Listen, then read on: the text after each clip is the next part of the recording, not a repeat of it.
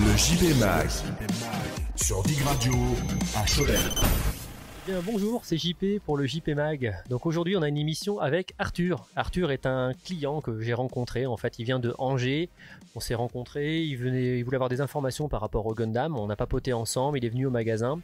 Et puis il m'a expliqué qu'en fait il avait une chaîne YouTube où il s'appelle Storm sur cette chaîne YouTube. Et puis quand il est venu... Quand il est venu il y a un petit moment, on avait profité à l'époque pour faire même une vidéo qu'on avait diffusée sur sa propre chaîne. Et du coup là il revient aujourd'hui pour nous parler du Beyblade, hein, les toupies qui tournent. Généralement ça tourne une toupie d'ailleurs. Et donc c'est quelque chose que je maîtrise pas trop, donc je lui ai demandé de venir faire une émission pour parler de ça. Je te laisse te présenter.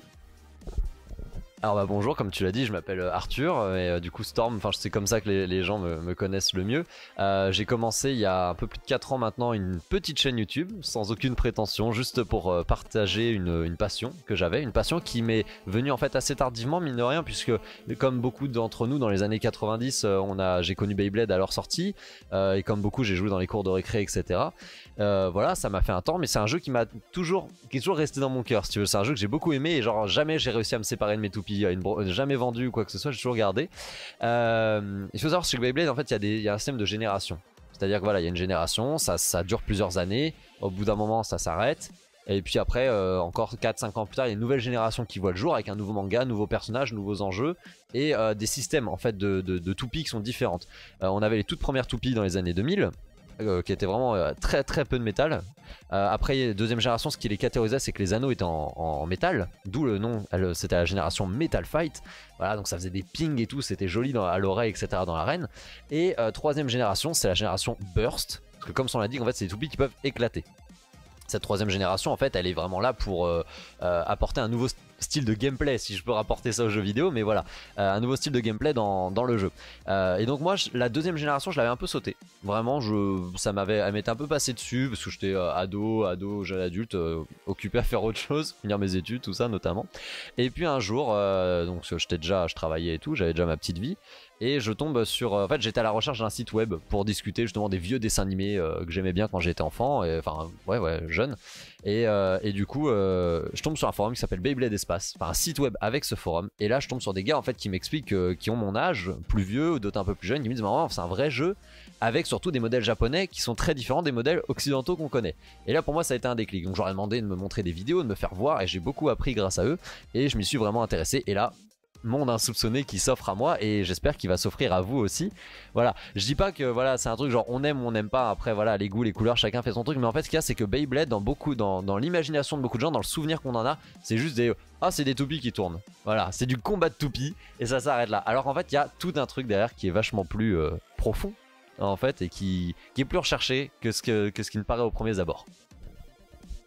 On en a parlé un petit peu en off parce que moi le premier effectivement je suis passé à côté de Beyblade.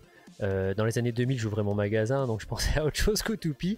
Et pour moi effectivement c'était juste des combats de toupies, c'était pour les enfants. Je pensais uniquement que ça jouait dans les cours de récréation. Donc j'étais surpris quand Arthur m'a dit effectivement qu'il avait une chaîne là-dessus, qu'il y avait des gens assez âgés qui jouaient à ça. Donc c'est pour ça que je lui ai demandé de venir en parler au jour d'aujourd'hui. Et apparemment effectivement ouais, c'est des... Alors est-ce que tu peux nous montrer physiquement un petit peu, nous montrer techniquement comment ça marche? Je vais tenir le micro en même temps un petit peu juste pour que tu montres. Alors Arthur m'expliquait effectivement que on va lancer des toupies dans une arène de combat.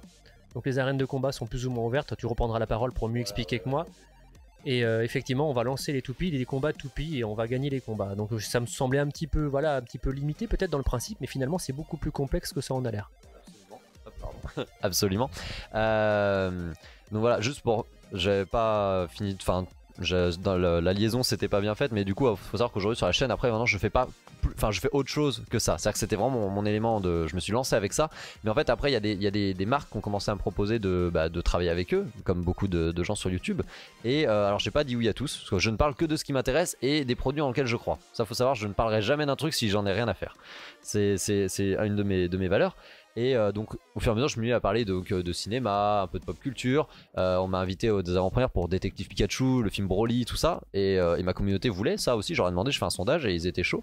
Et puis au fil en aiguille, maintenant par exemple je suis vraiment précurseur sur le nouveau jeu Bakugan qui est en fait un OCG. Enfin bref, je vais pas rentrer dans les détails, mais un original card game. Donc ça mélange jeu d'adresse et jeu de cartes. Donc on garde un petit peu cet univers de base, mais voilà, et il y a de plus en plus, voilà, il y aura du Gundam aussi sur la chaîne. Voilà, maintenant je suis beaucoup plus diversifié. Et mais Beyblade c'était vraiment la base.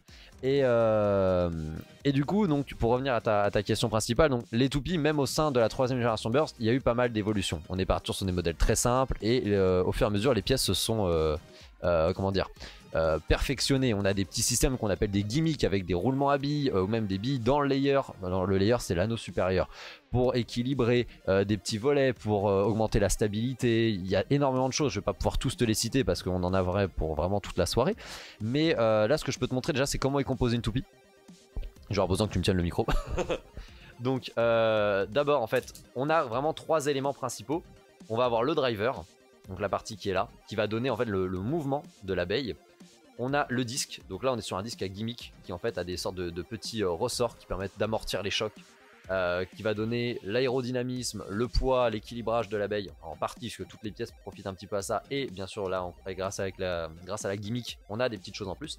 Et on a le layer qui est la partie du dessus, qui va encore une fois travailler l'équilibrage, l'aérodynamisme et surtout les points de contact qu'on va avoir avec l'adversaire, savoir si on va faire plein de petites attaques ou même des gros, ce que certains appellent des smash. En gros, ça va vraiment envoyer valser l'adversaire loin de la toupe. Et du coup, maintenant, depuis peu, cette pièce-là se sépare encore en d'autres morceaux. Hop, voilà.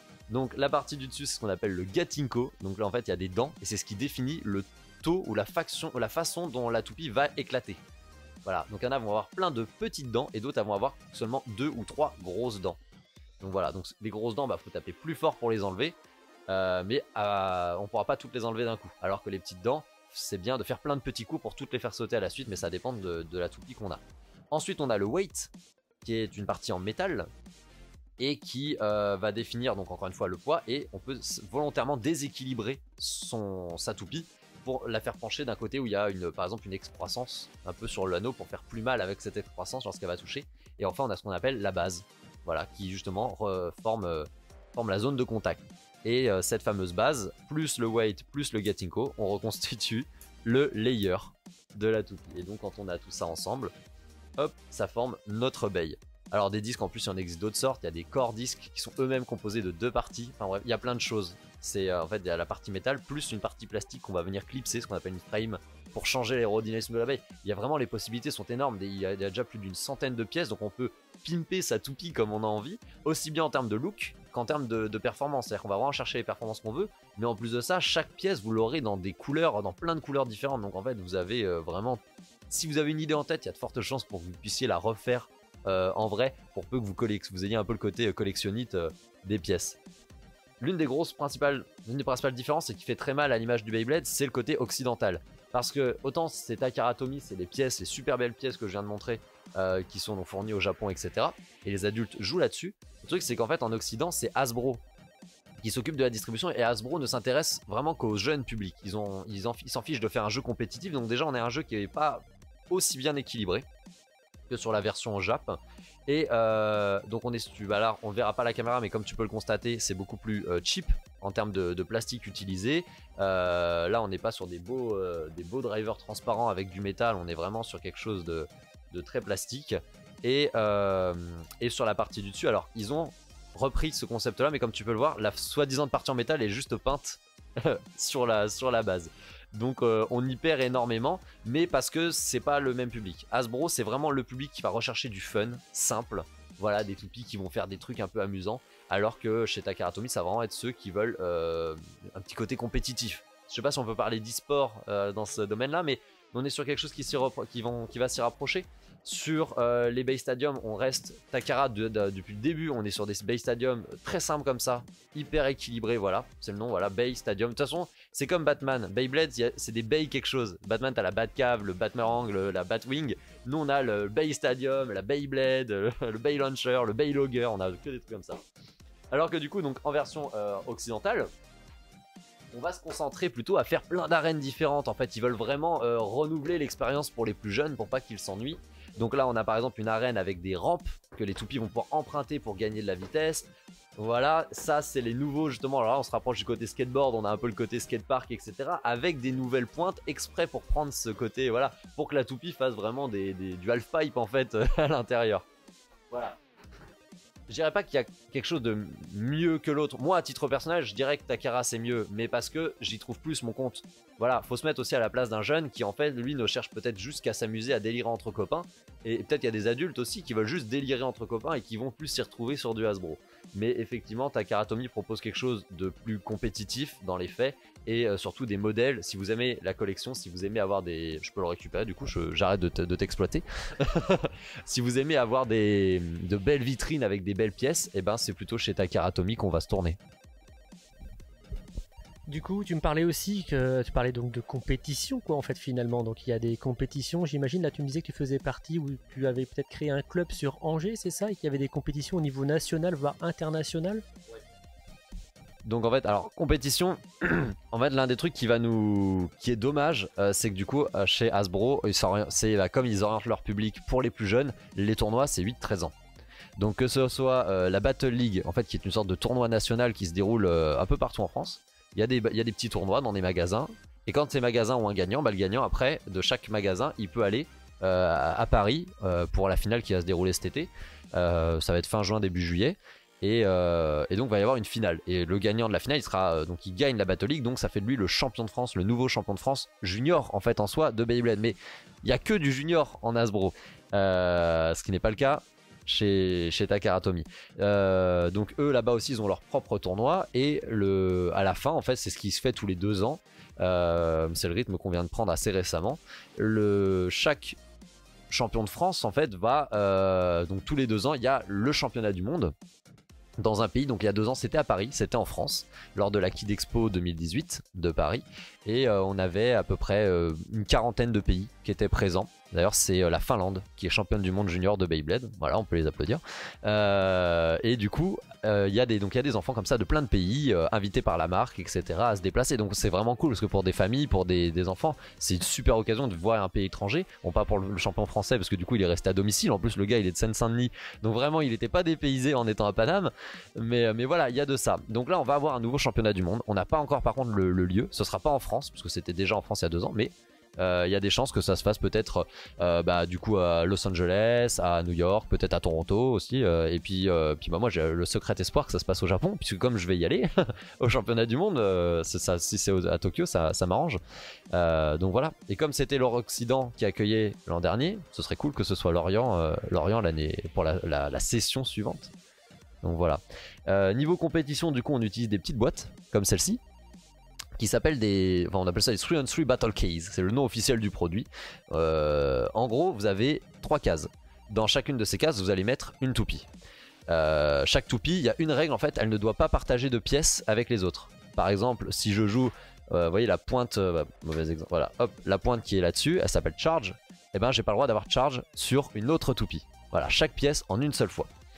Je mets donc chacun de mes combos, donc un combo c'est comment on a monté une toupie, dans chaque case.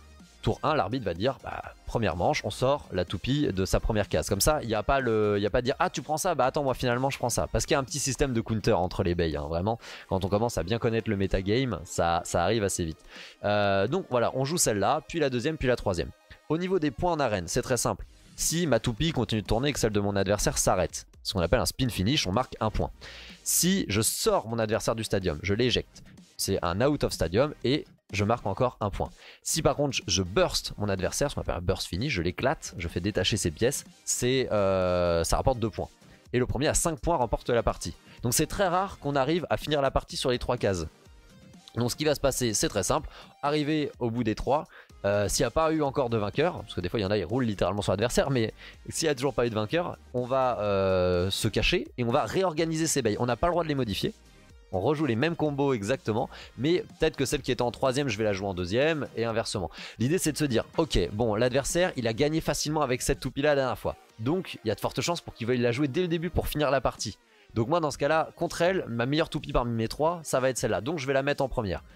Voilà, mais après on peut très vite s'y perdre parce que aussi, on commence à se dire mais peut-être qu'il a pensé que j'allais penser à ça et du coup je vais faire ça. Bon après là c'est Toupieception mais mais voilà, ça c'est un peu la base de la compétition.